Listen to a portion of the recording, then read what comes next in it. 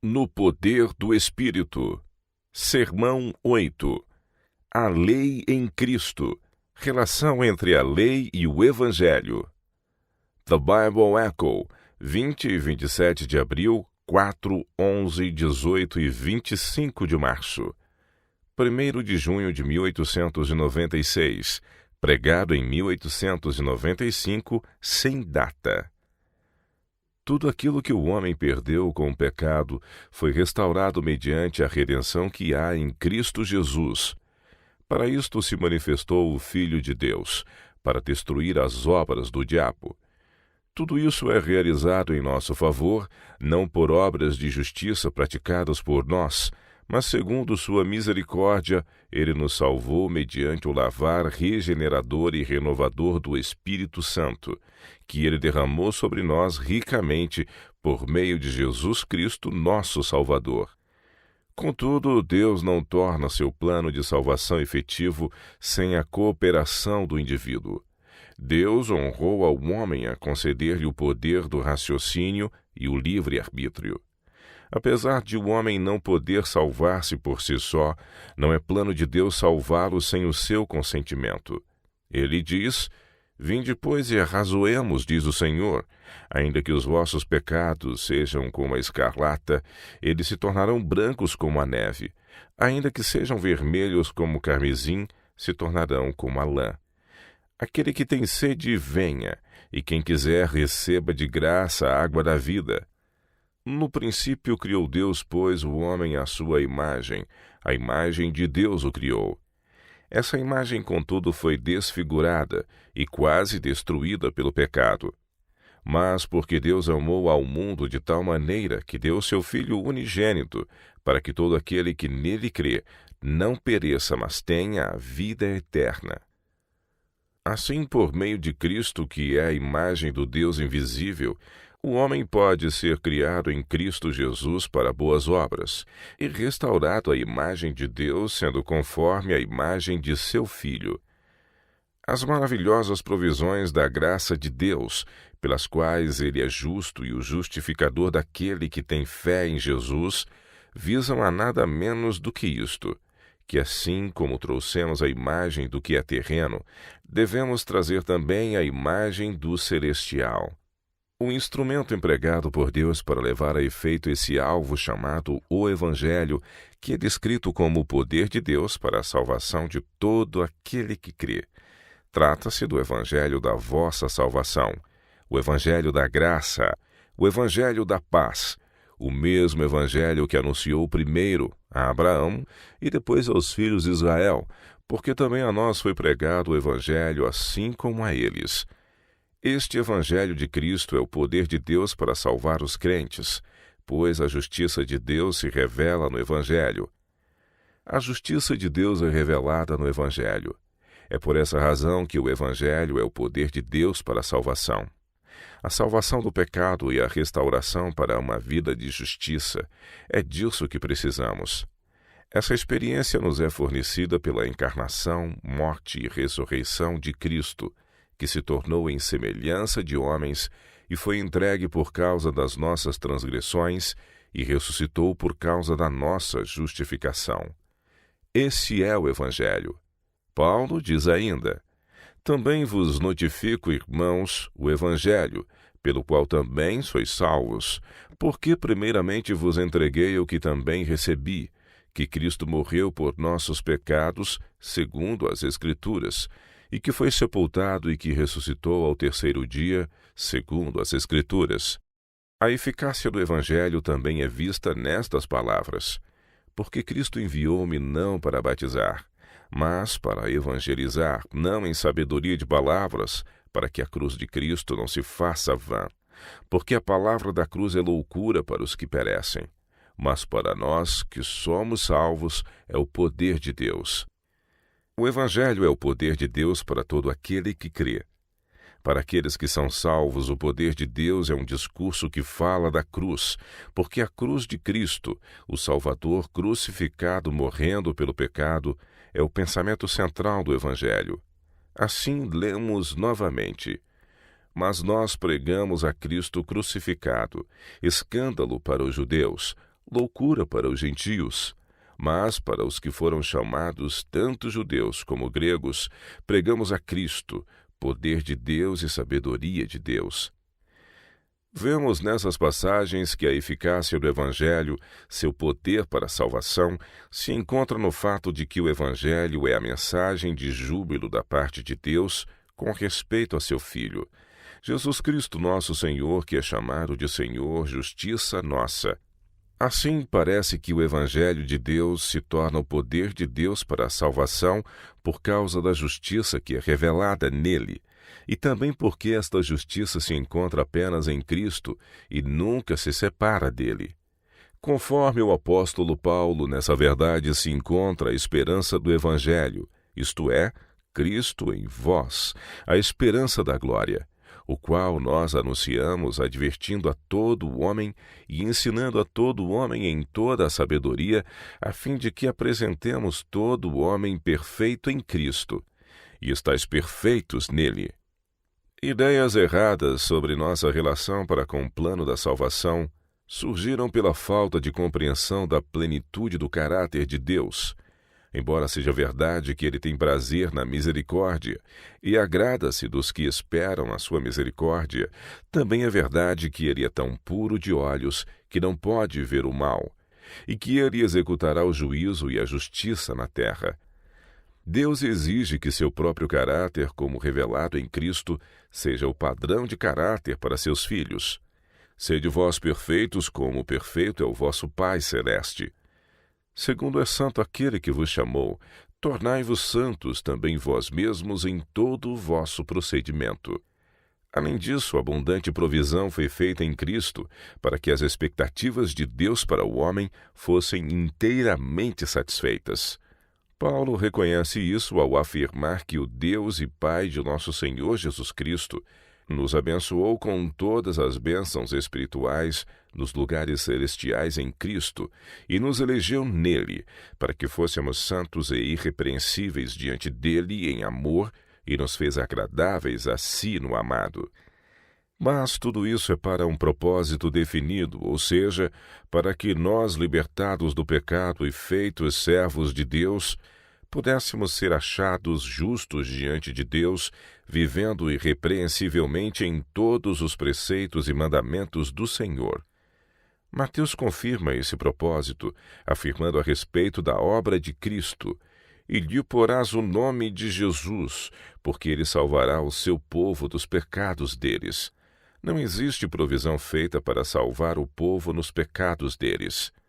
Para que o homem inteligentemente cooperasse com Deus em seu propósito de restaurar sua imagem nele, Deus revelou ao homem o seu próprio caráter como padrão de perfeição e teste de justiça.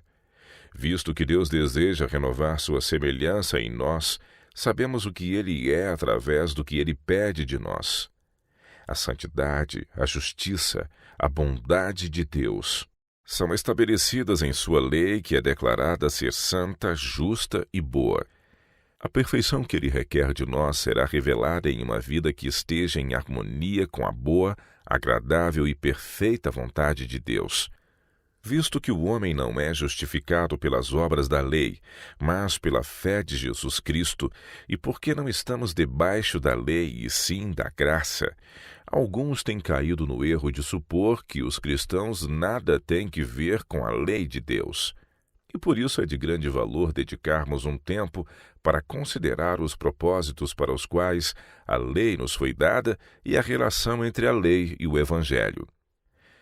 Para que seja verdade que o sangue de Jesus Cristo, seu Filho, nos purifica de todo pecado, devemos confessar os nossos pecados e devemos estar cientes do pecado antes de confessá-lo. Isso traz à tona o primeiro propósito da lei. Por ela vem o conhecimento do pecado. Na verdade, eu não teria conhecido o pecado senão por intermédio da lei, pois não teria eu conhecido a cobiça se a lei não dissera: não cobiçarás. A maneira pela qual a lei revela o pecado é vista pelo fato de que toda injustiça é pecado, e que a lei revela a injustiça quando define a justiça. A lei, sendo a transcrição do justo caráter de Deus, é usada pelo Espírito Santo para convencer o mundo do pecado, mostrando que os homens são miseráveis, pobres, cegos e nus, quando o caráter deles é posto em contraste com a pureza e santidade de Deus. Quando vemos Deus assim, exclamamos como Isaías: Ai de mim, estou perdido, porque sou homem de lábios impuros. E como Jó dizemos: Por isso me abomino e me arrependo no pó e na cinza. Tudo isso é esclarecido nas Escrituras. O salmista exclama: Justo és, ó Senhor, e retos são os teus juízos. Os teus testemunhos que ordenaste são retos e muito fiéis. A minha língua falará da tua palavra, pois todos os teus mandamentos são justiça. No entanto, embora a lei nos torne conhecido o pecado dessa maneira, apresentando o justo caráter de Deus e sendo ela mesma justiça, ela é completamente incapaz de nos revestir da justiça. Paulo esclarece esse ponto. Não anulo a graça de Deus, pois se a justiça é mediante a lei, segue-se que Cristo morreu em vão. E se fosse promulgada uma lei que pudesse dar vida à justiça, na verdade, seria procedente de lei. Mas a Escritura encerrou tudo sob o pecado, para que mediante a fé em Jesus Cristo fosse a promessa concedida aos que creem. É aqui que a obra de Cristo nos beneficia. E o próprio objetivo dessa obra é que a justiça definida pela lei e revelada no Evangelho possa ser cumprida em nós. Paulo esclarece afirmando: Porquanto o que era impossível à lei, porquanto estava fraca pela carne, Deus, enviando o seu próprio Filho em semelhança de carne pecaminosa, e por causa do pecado condenou na carne o pecado, para que a justiça da lei se cumprisse em nós, que não andamos segundo a carne, mas segundo o Espírito. Aquele que não conheceu o pecado, ele o fez pecado por nós, para que nele fôssemos feitos justiça de Deus. A justiça da lei foi cumprida por Cristo, que não veio para revogar, mas para cumprir a lei. Por uma vida de perfeita obediência à vontade do Pai, ele tornou-se obediente até a morte e morte de cruz.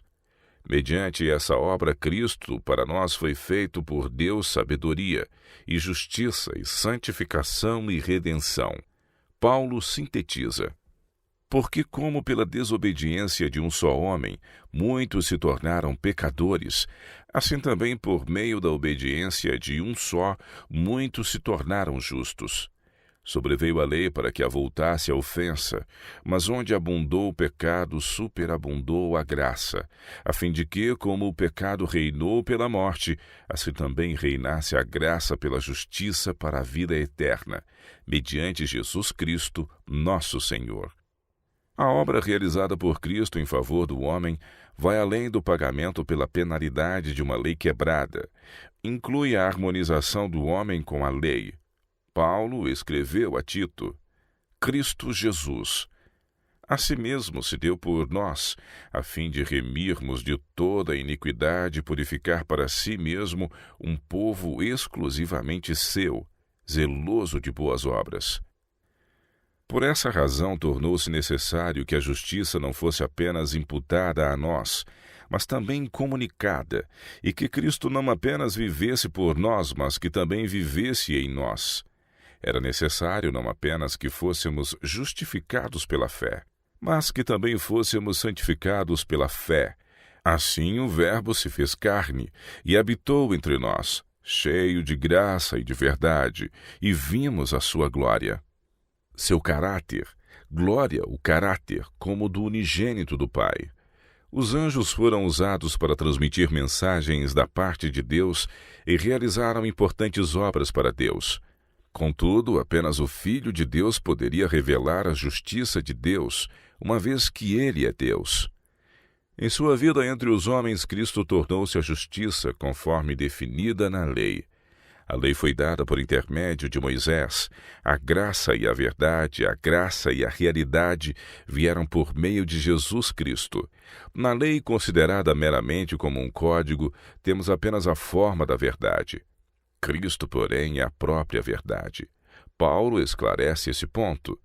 Eis que tu, que tens por sobrenome judeu, e repousas na lei, e te glorias em Deus, e sabes a sua vontade, e aprovas as coisas excelentes, sendo instruído por ele, e confias que és guia dos cegos, luz dos que estão em trevas, instrutor dos nécios, mestre de crianças, que tens a forma da ciência e da verdade na lei. A lei, portanto, dá a forma. Cristo, porém, é a realidade. Cristo tinha a lei em seu coração, e assim sua vida era a lei em caracteres vivos. Isso foi mostrado na profecia que falava de sua obra, séculos antes de haver nascido de mulher. Deleito-me em fazer a tua vontade, ó Deus meu. Sim, a tua lei está dentro do meu coração. Em seus ensinos, Cristo interpretou o caráter espiritual da lei, mostrando que odiar era o mesmo que cometer assassinato, pensar de maneira impura o mesmo que cometer adultério, cobiçar o mesmo que cometer idolatria. Sua vida estava tão completamente em harmonia com os sagrados preceitos interpretados por ele, que poderia desafiar os que estavam constantemente buscando algo contra si, lançando-lhes a seguinte pergunta: quem dentre vós me convence de pecado? Cristo, como aquele que não cometeu pecado, trabalhou nesta vida em perfeita justiça, não em seu próprio favor, mas para nosso benefício, para que a imagem de Deus pudesse ser revelada novamente em nossa vida.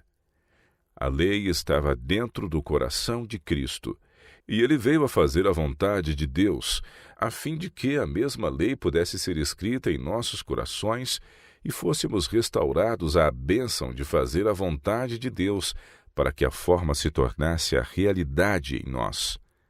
Essa obra é operada em cada indivíduo, através de sua aceitação da obra de Cristo por ele, pela fé na palavra de Deus, ao ele abrir a porta do coração para Cristo e permitir que Cristo se torne a própria vida de sua vida, para que seja salvo pela sua vida.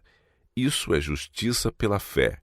Isso significa ser achado nele, não tendo a minha justiça que vem da lei, mas a que vem pela fé em Cristo, a saber, a justiça que vem de Deus pela fé.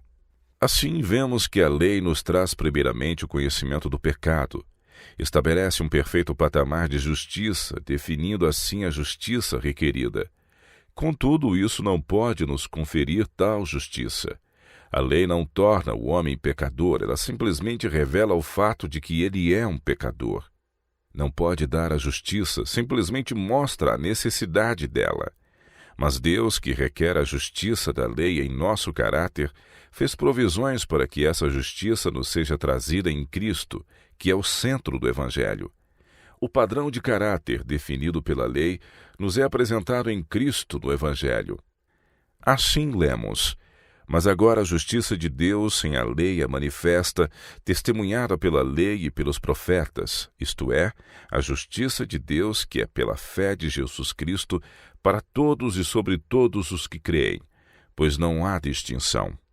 Porque todos pecaram e destituídos estão da glória de Deus, sendo justificados gratuitamente pela sua graça, mediante a redenção que há em Cristo Jesus, o qual Deus propôs como propiciação pela fé no seu sangue, para declarar a sua justiça para a remissão dos pecados passados, mediante a tolerância de Deus, para declarar neste tempo presente a sua justiça, para que ele seja justo e também o justificador daquele que crê em Jesus.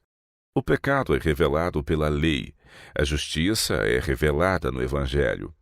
A lei torna conhecida a deficiência, a cura se encontra no Evangelho de Cristo. Este é o primeiro passo na relação entre a lei e o Evangelho. Após nos achegarmos a Cristo e sermos justificados pela fé, sem as obras da lei, após nos tornarmos filhos de Deus pela fé em Jesus Cristo, tendo-o recebido, a Ele que é justiça e a lei viva, qual será então nossa relação com a lei? Tal relação ficará mais bem evidenciada quando considerarmos os resultados da genuína fé em Cristo. Crer em Cristo é receber Cristo. Não é consentir com o credo, mas aceitar uma vida. Não significa lutar por manter certos costumes exteriores, mas tornar-se participante da natureza divina. Credos e formas não podem salvar as pessoas de seus pecados. Terrível é a lista de pecados daqueles que, tendo forma de piedade, negam-lhe, entretanto, o poder. Uma nova vida deve ser comunicada antes que o homem possa viver para Deus. Se alguém não nascer de novo, não pode ver o reino de Deus. Porque em Cristo Jesus nem a circuncisão nem a incircuncisão têm virtude alguma, mas sim o ser uma nova criatura. Essa experiência depende da fé que cada um exercita por si mesmo. Como diz Paulo, essa é a razão por que provém da fé, para que seja segundo a graça. Para todos os que sinceramente fazem a oração, cria em mim um coração puro. Vem a resposta: credes que eu posso fazer isso? Faça-se-vos conforme a vossa fé. E esta é a vitória que vence o mundo, a nossa fé. Mas a fé para a vitória é a fé que opera por amor. Anulamos, pois, a lei pela fé? Não, de maneira nenhuma. Antes confirmamos a lei. Essa é a vitória que vence o mundo. Nosso Cristo torna-se presente em todo o seu glorioso poder pela fé. Mas esse é o Cristo em cujo coração está a lei de Deus, e que disse de si mesmo: tenho guardado os mandamentos de meu Pai, que era e que é a lei de Deus personificada. Dessa forma, quando a oração de Paulo para que Cristo habite pela fé no vosso coração é respondida, a lei em Cristo é escrita não com tinta, mas com o Espírito do Deus vivo, não em tábuas de pedra, mas nas tábuas de carne do coração, e assim estabelecemos a lei. A fé só existe de fato onde não houver apenas crença na palavra de Deus, mas submissão da vontade a Ele, e onde houver um coração que se entregue a Ele e cujas afeições se fixam nele. Num ambiente assim, a fé realmente existe e opera pelo amor e purifica a alma. Através dessa fé, o coração é restaurado à imagem de Deus. E o coração que em seu estado não restaurado, não era sujeito à lei de Deus e nem o podia ser, agora se deleita em seus santos preceitos. A Bíblia nos diz que Deus é amor, e sua lei é uma expressão desse amor. E Cristo é esta lei do amor expressa na vida. Assim, quando recebemos Cristo no coração, o amor fruto do Espírito é recebido também no coração. E quando o princípio do amor é implantado no coração, cumpre-se a promessa da nova aliança. Na sua mente imprimirei as minhas leis, também sobre o seu coração as inscreverei. Essa experiência é real porque o cumprimento da lei é o amor. É dessa forma que estabelecemos a lei pela fé. Após a lei ser estabelecida no coração pela fé, por permanecermos em Cristo e o deixarmos habitar em nós, a Ele, que é a lei viva, será então demonstrado na vida o fruto de tal união com Cristo. Quem permanece em mim e eu nele, esse dá muito fruto. Dessa forma ficaremos cheios do fruto de justiça.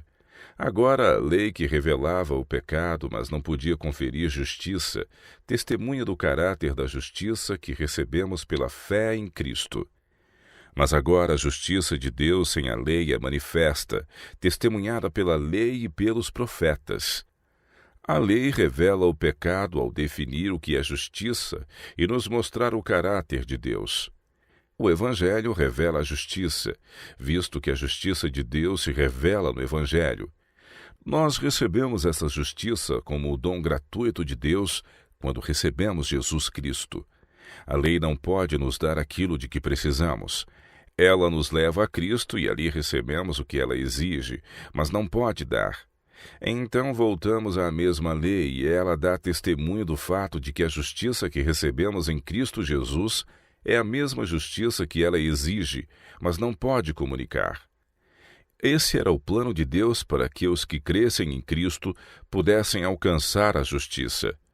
Deus ofereceu em seu Filho a perfeita justiça da lei.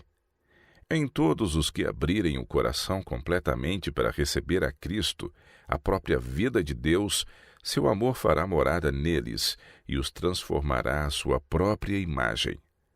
Dessa forma, mediante o dom gratuito de Deus, haverão de possuir a justiça exigida pela lei.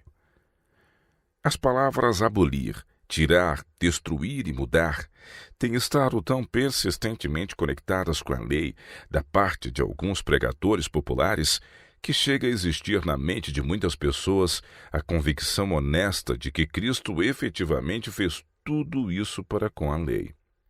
É verdade que ele veio para abolir algo, tirar algo, destruir algo e mudar algo.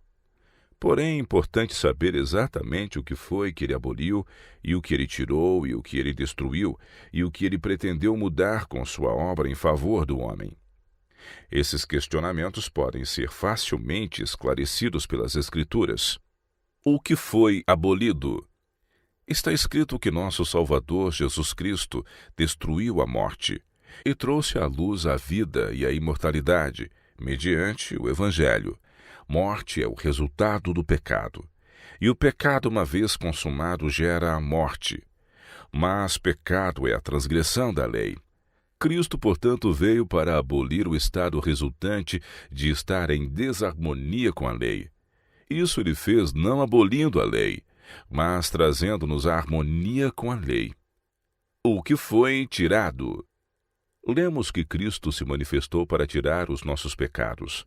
Ele é o portador dos pecados.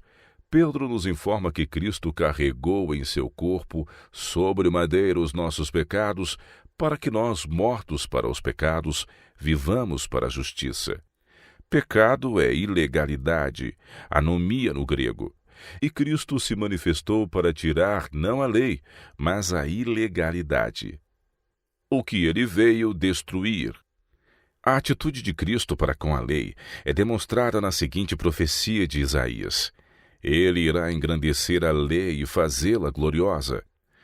Em seu Sermão da Montanha, que é em si mesmo nada mais do que a interpretação dos princípios contidos nas palavras ditas a Moisés no Monte Sinai, Cristo disse: Não penseis que vim revogar a lei ou os profetas. Não vim para revogar, vim para cumprir. Ele veio para explicar a relação da lei para com o homem e exemplificar-lhe os preceitos mediante a sua própria vida de obediência. As Escrituras nos informam que para isto se manifestou o Filho de Deus, para destruir as obras do diabo. As obras do diabo são aquelas que contrariam a lei de Deus.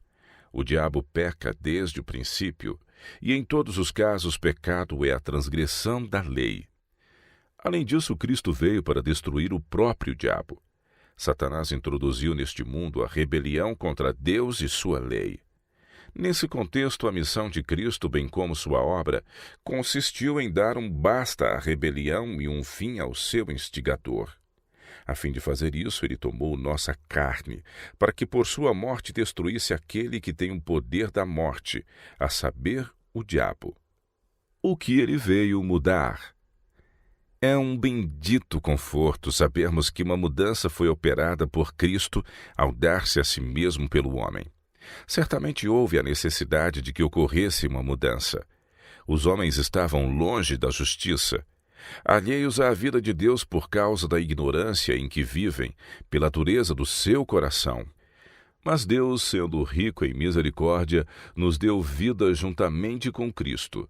E juntamente com ele nos ressuscitou e nos fez assentar nos lugares celestiais em Cristo Jesus.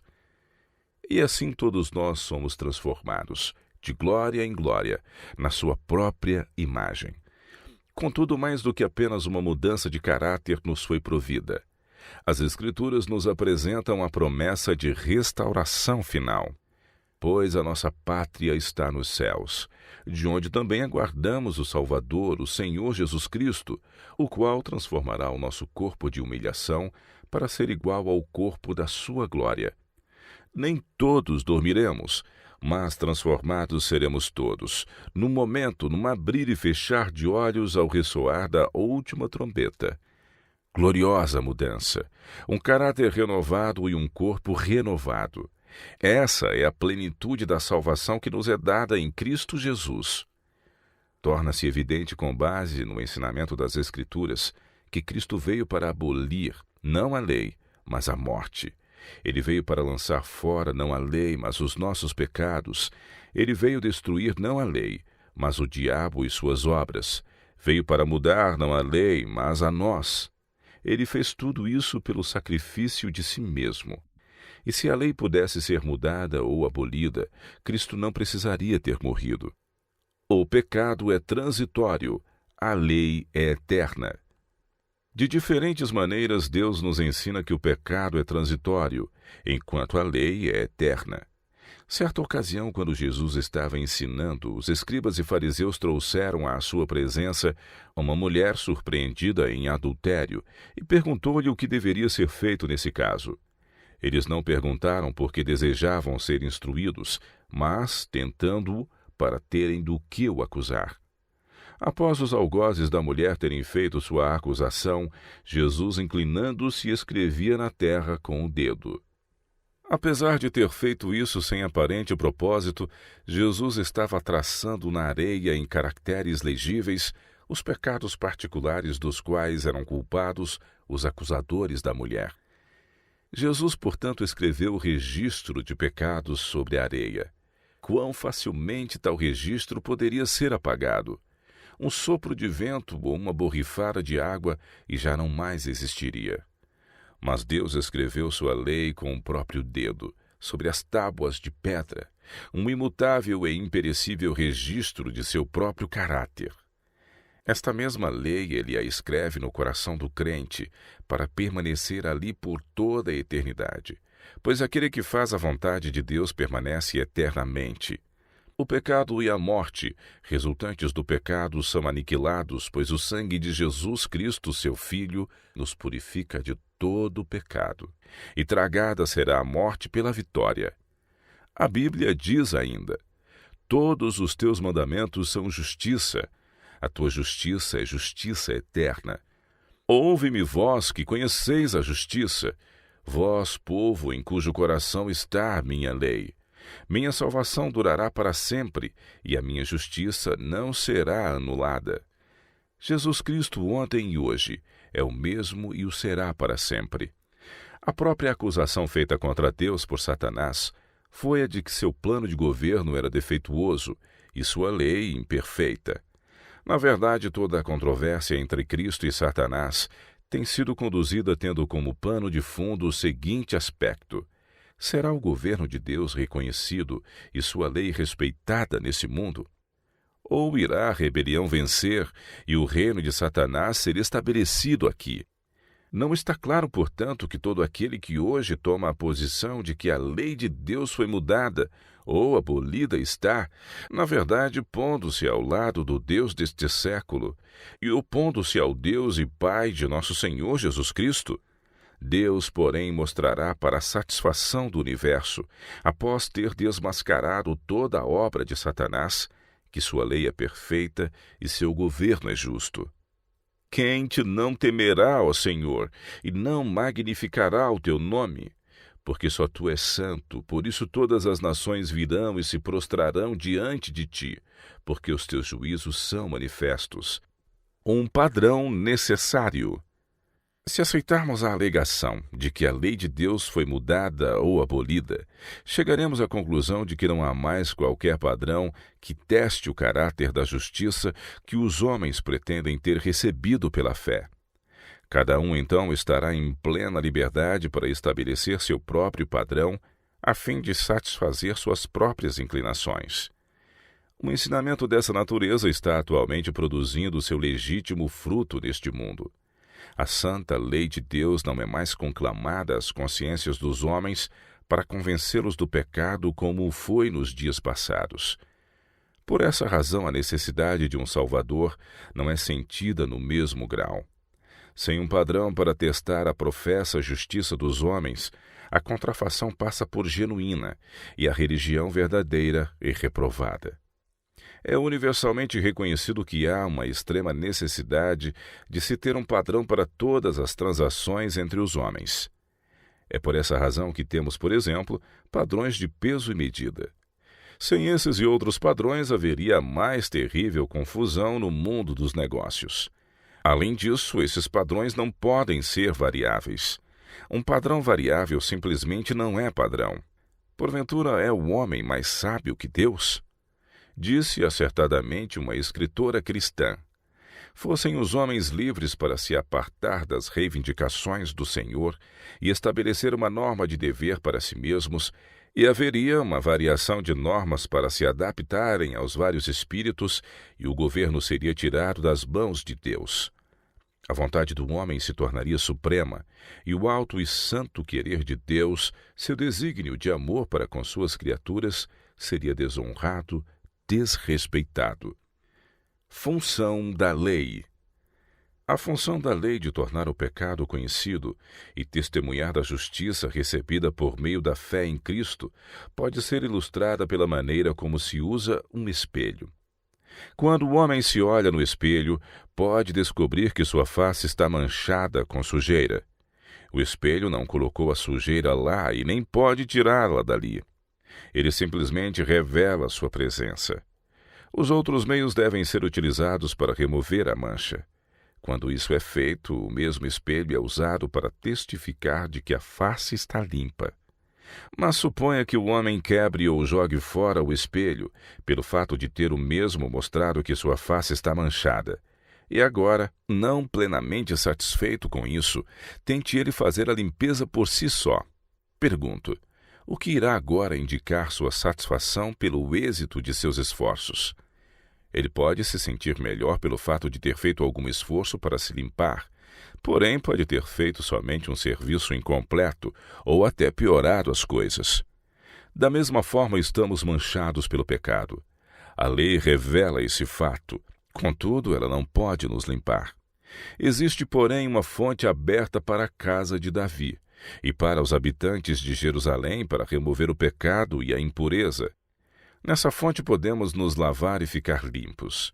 A lei testifica do caráter da obra efetuada em nosso favor por aquele que nos ama, e em seu sangue nos lavou dos nossos pecados. Mas se a lei for mutável, ou se ela tiver sido abolida, somos deixados em incerteza. Nesse caso, a justiça própria pode passar por justiça, porque poderemos nos satisfazer em tentar alcançar o padrão que nós mesmos estabelecemos. O penhor de uma lei imutável. O fato de a lei de Deus não ter sido posta de lado é o penhor de nossa segurança no céu. Falai de maneira e de tal maneira proceder como aqueles que hão de ser julgados pela lei da liberdade. Essa lei é o padrão no juízo. A harmonia com a lei de Deus é a condição de entrada no reino. Todo aquele que busca ser admitido ali é testado por ela. A lei é um transcrito do caráter de Deus. Para não ser lançado fora do reino, faz-se necessário alcançar esse padrão em sua perfeição. Contudo, não podemos alcançar tal padrão a menos que recebamos a Cristo, e quando recebemos Cristo, sabemos que temos o padrão que passará no teste. Se qualquer um fosse admitido no reino sem estar em harmonia com a lei de Deus, tal pessoa levaria o pecado para dentro do mundo vindouro.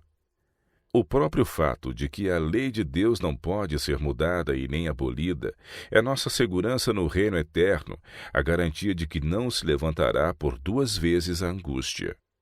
A lei sem Cristo e a lei em Cristo.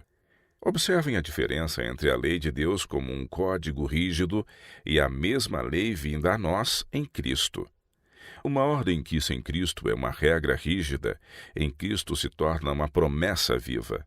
A lei sem Cristo, como simples código rígido, diz: faça isso, não faça aquilo. Mas a mesma lei em Cristo se torna uma viva promessa, ou uma dentre as preciosas e muito grandes promessas que Deus nos tem dado. Em toda ordem ou mandamento dado por Deus, há uma promessa, a mais positiva, a fundamentá-la. Quando lemos: bem-aventurados os mansos, porque herdarão a terra, vemos aí claramente uma promessa. Quando lemos na lei: não matarás, podemos ler esse mandamento sem Cristo simplesmente como uma ordem, Por outro lado, podemos lê-lo em Cristo como uma promessa viva. Em outras palavras, Cristo, por meio de sua vida, promete a cada um de nós: tu não matarás. Eu não posso de mim mesmo deixar de odiar, mas isso significa quebrar o sexto mandamento. Tento não fazer isso, mas ainda faço. Dou meia volta e descubro que essa mesma ordem em Cristo, escrita pelo Espírito Santo do Deus vivo nas tábuas de carne do meu coração, brilha como uma promessa e me diz: tenho uma promessa para você. Você me recebeu, por isso você não vai matar. Sem Cristo, a lei, como um código, me diz: não furtarás. Eu, porém, não consigo deixar de furtar. Dou então meia volta e descubro que essa mesma lei em Cristo brilha como uma promessa e me diz agora: você é alguém que tem roubado. Eu tenho uma promessa a lhe fazer: você não vai roubar. A lei revela o pecado ao definir o que é justiça, e então nos dirige a Cristo, aquele que é o centro do Evangelho. Ali a justiça da lei é revelada. Obediência plena. Obediência parcial é um caminho muito espinhoso. Obediência plena é o fardo leve que nos é prometido. Quando dizemos ao Senhor que guardaremos todos os seus mandamentos, Ele imediatamente toma posse de nós e diz que o faremos. Não abolimos a lei pela fé, pelo contrário, é a fé e a fé somente que nos torna participantes da graça de Cristo, a qual nos habilita a render obediência.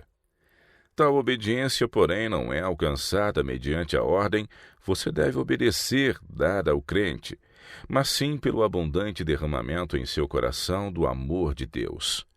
Esse amor lhe dá a bendita certeza firmada nesta promessa: você obedecerá. A experiência de obediência não funciona assim. Você deve cumprir a lei, caso contrário, não vai viver. Mas, assim, porque você vive agora naquele que é o Deus vivo, você cumprirá a lei. Isso é justiça pela fé. Essa é a genuína representação do Evangelho. O mesmo padrão de justiça foi estabelecido perante o homem em todas as eras. Nos tempos antigos, a instrução foi: teme a Deus e guarda os seus mandamentos, porque isto é o dever de todo homem. A morte de Cristo não causou nenhuma mudança nesse ensinamento, pois a circuncisão é nada, e a incircuncisão nada é, mas sim a observância dos mandamentos de Deus. E este é o amor de Deus, que guardemos os seus mandamentos, e os seus mandamentos não são pesados.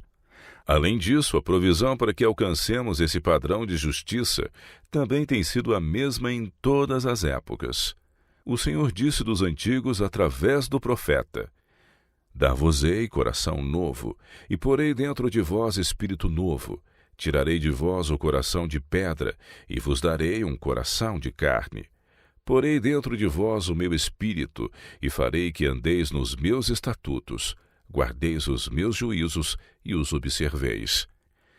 O mesmo fundamento de esperança para a vitória na vida cristã nos é apresentado na oração inspirada do grande apóstolo. Ora, o Deus da paz vos aperfeiçoe em todo o bem, para cumprirdes a sua vontade, operando em vós o que é agradável diante dele por Jesus Cristo. Síntese. Estamos agora preparados para resumir os resultados de nosso estudo sobre a relação entre a lei e o Evangelho.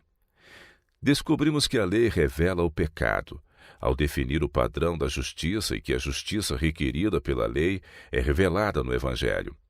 Descobrimos que o Evangelho é o Evangelho de Cristo, e que a justiça que ali é revelada é a justiça operada em nosso favor por Cristo, por meio de sua vida de perfeita obediência à lei de Deus. Dessa forma, o Evangelho é a provisão de Deus não apenas para cumprir em Cristo as exigências da lei por nós, mas também para cumprir as exigências dessa mesma lei em nós por intermédio de Cristo. Isso é alcançado quando recebemos Cristo, a própria lei encarnada, dentro de nossos corações pela fé, de tal maneira que podemos dizer com o apóstolo: já não sou eu quem vive, mas Cristo vive em mim. O fruto de tal união com Cristo é visto na vida que se harmoniza com a mesma lei que foi a inspiração para a vida dele. E a lei que, em primeiro lugar, revelou o pecado, agora dá testemunho do genuíno caráter dessa justiça, que é pela fé de Jesus Cristo. Assim, o que a lei não podia fazer, visto que estava fraca por causa da nossa carne, foi feito em nosso favor ao ser essa mesma lei posta na carne de Cristo, e por meio dele em nossa carne, para que a justiça da lei se cumprisse em nós, que não andamos segundo a carne, mas segundo o Espírito. Essas considerações nos conduzem à conclusão de que o Evangelho é simplesmente a lei em Cristo. Portanto, qualquer tentativa de abolir a lei constitui uma tentativa de abolir Cristo e o Evangelho. E qualquer tentativa de mudar a lei representa uma tentativa de mudar o caráter de Cristo e desviar o propósito do Evangelho. Um coração cheio de amor por Cristo e pelo Espírito da verdade não tem nenhum desejo de alcançar esses resultados. Ao contrário, dirá com o coração cheio de gratidão: grande paz têm os que amam a tua lei. Para eles ela não será uma pedra de tropeço.